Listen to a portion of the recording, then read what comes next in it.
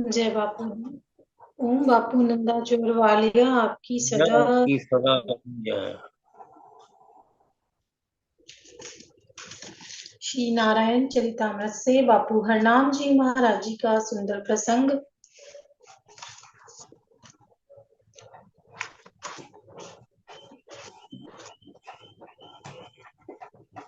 बापू हरनाम जी महाराज जी, जो बापू ओम जी महाराज जी ने उनको मार्ग बताया था कि कैसे भगवत महिमा की सुरभि को सारे संसार में फैलाना है, उस दिशा में आगे बढ़ते रहे बापू हरनाम जी महाराज जी।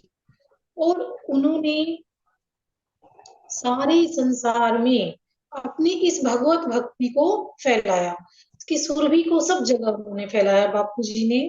ऐसे एक बहुत सुंदर प्रसंग आता है कि जो उनके भक्त थे बापू हरनाम जी महाराज जी के, वो उकाड़ा में रहने वाले थे सरदार शोभा सिंह। तो बापू हरनाम जी महाराज जी ने शोभा सिंह जी से ये वादा किया हुआ था कि वो जो अपना अंतिम समय है बापू जी, वो उनके निवास स्थान में, उकाड़ा जो जगह आती है कि पाकिस्तान में आती है, तो वो वहां पे बिताएंगे। बापू जी ने ये वादा उनसे किया हुआ था। तो जाने से पहले उन्होंने ज्वाला जी को एक रहस्य बताया। ज्वाला जी बड़े अच्छे शिष्य थे उनके। तो उन्होंने कहा कि भाई वैसे बापू हरनाम जी फरमा रहे हैं बाप भक्त ज्वाला जी को कि वैसे तो हमारी आयु 15 वर्ष और शेष है, परंतु हम अपने भक्त को दिए वचन के कारण हमें अपनी देह का अभी त्याग करना होगा। और बापू हरनाम जी को ये पता था कि ये जो 1947 में ये झगड़े होंगे, पाकिस्तान बन जाएगा, बहुत दंगे होंगे, रक्तपात होगा, और वो सब ये देखना नहीं चाहते थे बापू जी। तो फिर उकाड़ा में, जो पाकिस्तान में ही था 1947 के बाद, वो जो उनका भक्त है जिससे उन्होंने वादा किया हुआ था, उसका घर उस समय सुरक्षित रहेगा या नहीं, ये भी निश्चित नहीं था। तो इन सब कारणों से बापू हरनाम जी ने 15 वर्ष पहले ही अपनी देह त्यागने का निश्चय किया। और जब वो काटा जाने के लिए तैयार हुए बापू जी, तो वहां जाने से पहले एक हरि किशन नाई की दुकान पे बापू जी गए। हरि किशन भी बड़ा भक्त था बापू जी का। तो उसको बड़ी चिंता रहती थी हर समय कि मेरी संतान नहीं है।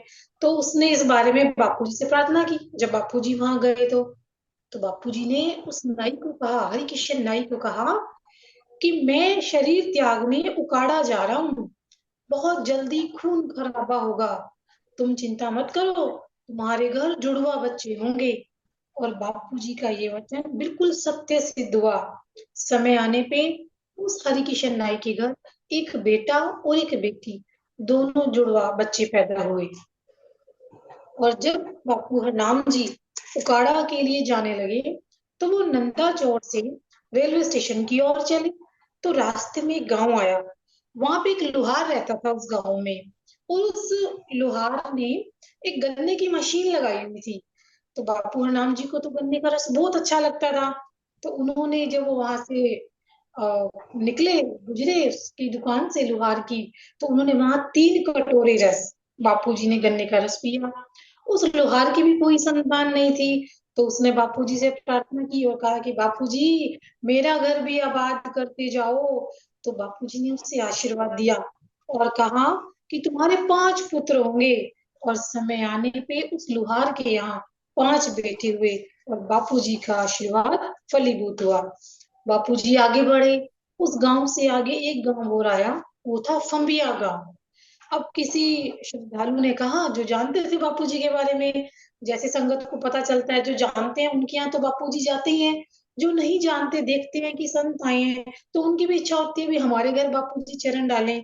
तो उन्होंने कहा वहां पे, बापूजी हमारे घर चरण डालो। तो बापूजी ने कहा नहीं नहीं, अभी नहीं, तुम्हारे घर तो हम बैंड बाजों के साथ आएंगे। अब ये कहकर बापूजी उकाड़ा चले गए। वहां जाके बापूजी बीमार हो गए, बापू हरनाम जी महाराज जी, और उन्हें अस्पताल में भर्ती करवाना पड़ा। तो जो उनके भक्त जन थे बड़ी सेवा में लगे रहे बापू जी की। उनके भक्तों में एक बड़ा प्रिय भक्त उनका था देवी दित्ता। सेतिया परिवार जो था, वो बापू हरनाम जी को बड़ा मानता था। उस परिवार ने ही देवी दित्ता को बापू जी से मिलवाया था, सेतिया परिवार ने। तो बापू जी ने 13 वर्ष की आयु में इन देवी दत्ता जी को दीक्षा दी थी, जिन्होंने आखिरी समय में बापू हरनाम जी की इतनी सेवा की। तो जिस समय बापू जी इस अस्पताल में भर्ती थे, तब देवी दत्ता जी बड़ी सेवा करते थे। तो बापू हरनाम जी महाराज जी इतना प्रसन्न हुए देवी दत्ता की सेवा से, कहने लगे, या तो हमारा मलमूत्र हमारी माँ ने उठाया है देवी दत्ता, या आपने उठाया है। देवी दत्ता से बापू हरनाम जी ने कहा कि हम आपका देना दे नहीं सकते, और हमारा आशीर्वाद सदा आपके साथ है। आप जब भी हमें बुलाएंगे, हम आपके पास अवश्य आएंगे। ये बात बापू हरनाम जी महाराज जी ने देवी दत्ता को कही और उनको आशीर्वाद दिया। और बाद में यही देवी दत्ता जी दिल्ली आ गए, और बापू जी की कृपा से बड़ी भारी चल अचल संपत्ति के मालिक हुए। और आजकल उनके पुत्र महेंद्र कुमार जी, वही जो ढक्का मंदिर में लंगर लगाते हैं, देवी दत्ता के पुत्र हैं, और बापू दरबार की सेवा करते हैं। समय बड़ी तेजी से आगे बढ़ता रहा, देह त्याग का दिन निकट आ गया बापू जी की। और बापू हरनाम जी महाराज जी ने सन 1945 ईस्वी में असोज प्रविष्टा को रात के 11:30 बजे अपने पार्थिव शरीर का त्याग कर दिया। और इससे पहले उन्होंने बापू शब्दराम जी से कहा कि अब तुम्हें ही सारी संगत का ध्यान रखना है। और ये सुन के बापू शब्दराम जी ने कहा कि मैं इस कार्य के योग्य नहीं हूँ। तो ये सुनकर बापू हरनाम जी ने अपनी सारी शक्तियां बापू श्रद्धाराम जी में स्थानांतरित कर दी। उन्होंने बापू श्रद्धाराम जी से कहा कि मेरा सिर अपनी गोद में रखो, और बापू श्रद्धाराम जी ने ऐसा ही किया। और बापू हरनाम जी ने श्रद्धाराम जी को शहाना योगी की उपाधि दी, और उनकी ओर देखते हुए शरीर छोड़ दिया बापू जी ने। और बापू जी के शरीर छोड़ते ही बापू श्रद्धाराम जी महाराज जी की गोदी में उनका सिर था। बापू श्रद्धाराम जी महाराज जी के कपाट खुल गए और उन्हें दिव्य दर्शन हुए, और बापू श्रद्धाराम जी महाराज जी पूर्ण हो गए। तो उकाड़ा में ही बापू हरनाम जी महाराज जी की समाधि बनाई गई, और बापू श्रद्धाराम जी महाराज जी अब अपने पूज्य गुरु जी के अस्थि कलश लेकर वापिस नंदाचौर की ओर रवाना हुए। अब रास्ते में वही गांव पड़े जहां से बापूजी होके गुजरे थे। तो वो फुम्बिया गांव पहुंचे, और फुम्बिया गांव में पहुंच के बहुत तेज घनघोर बारिश होने लगी। तो बापू श्रद्धाराम जी के पांव जो है डगमगाने लगे, पांव आगे ही ना बढ़े, तेज बारिश हो रही है, अस्थि कलश उनके पास है। जब वो आगे नहीं बढ़ पाए, तो एक आवाज आई, आकाश से एक आवाज आई बड़ी तेजी से बापू जी को कि तुम्हें यहाँ रुक कर जाना है। बापू श्रद्धाराम जी ने बड़े ध्यान से उस आवाज को सुना, और ये आवाज थी कि हमने इस भक्त से वादा किया था कि हम एक रात यहाँ रुक कर जाएंगे। और ये सुन के बापू श्रद्धाराम जी महाराज जी जहाँ रुके थे उनके कदम, उसी सामने वाले घर में बापू जी चले गए। और जब वहां गए तो साथ में बैंड बाजी वाले भी थे। क्योंकि बारिश बहुत तेज हो रही थी, तो बैंड बाजे वाले भी अंदर उस घर में चले गए। ये उस व्यक्ति का घर था जिसे उकाड़ा जाने से पहले बापू हरनाम जी महाराज जी ने ये कहा था कि हम बाद में बैंड बाजे के साथ तुम्हारे घर आएंगे। और उसके बाद कहते हैं बापू श्रद्धाराम जी महाराज जी ने भक्तों के साथ पूरी रात कीर्तन किया, और अगले दिन सुबह बापू श्रद्धाराम जी महाराज जी अस्थि कलश लेकर फिर नंदाचौर की ओर चल पड़े। बापू जी हरनाम जी महाराज जी के इतने सुंदर वृतांत आते हैं कि देह त्याग के बाद भी वो समय समय पे अपने भक्तों के लिए प्रकट हुए हैं, और उन्होंने उनके कार्य संवारे हैं, और उनको प्रत्यक्ष दर्शन दिए हैं। ये इस बात पे निर्भर नहीं करता कि वो हैं या नहीं है। विश्वास उनका इतना भक्तों का दृढ़ था कि बापूजी के जाने के बाद भी साक्षात दर्शन बापूजी के सबको होते रहे। और ये जो उदाहरण है कि किस तरीके से बापूजी के देह त्याग के बाद बापू श्रद्धाराम जी महाराज जी को आकाशवाणी हुई, और उसी घर में जहां उन्होंने वादा किया था वहां पहुंचना, ये दर्शाता है कि बापूजी भक्तों की बात को और अपनी उनके वचनों को किस तरह पूरा करते थे। अब उनका शरीर नहीं था, पार्थिव शरीर नहीं था, उसके बाद भी उन्होंने उन वचनों को पूरा किया। और ये निरंतर बापूजी अपने भक्तों के साथ रह के उनकी रक्षा करते हैं, और अपने भक्तों का मार्गदर्शन करते हैं।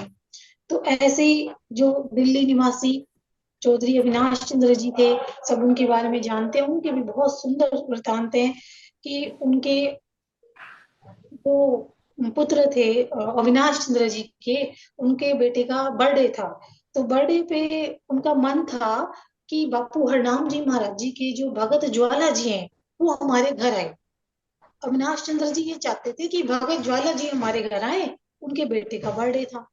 तो उन्होंने आमंत्रित किया ज्वाला जी को। अब ज्वाला जी भी बड़े खुश होके निमंत्रण स्वीकार किया अविनाश चौधरी जी का।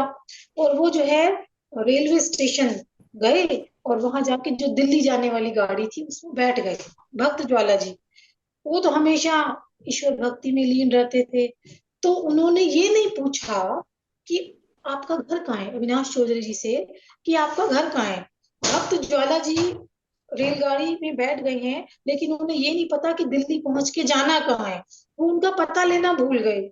और जब गाड़ी वहां स्टेशन पे पहुंची दिल्ली, ज्वाला जी स्टेशन पे उतरे, तो त्रिमूर्ति रोड के पास वो सीधा अविनाश चंद्र जी के घर पहुंच गए।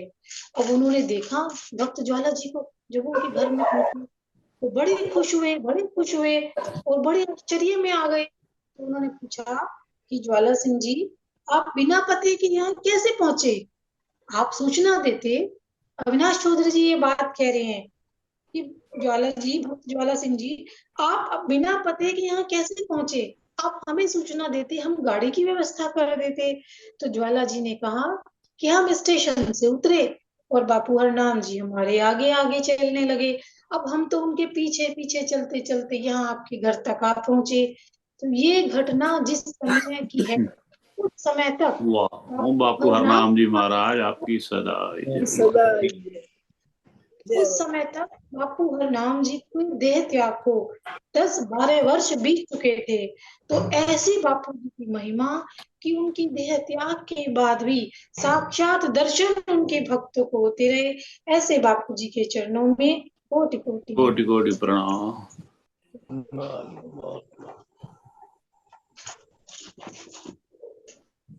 सदा वाह, ओम बापू हरनाम जी महाराज आपकी सदा आई जय।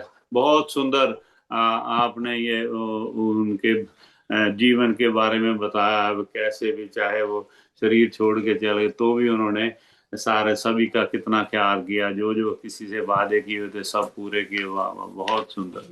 जय जयकार बापू हरनाम जी महाराज आपकी जय जयकार। बापू शरदा राम जी महाराज आपकी सदा ही जय।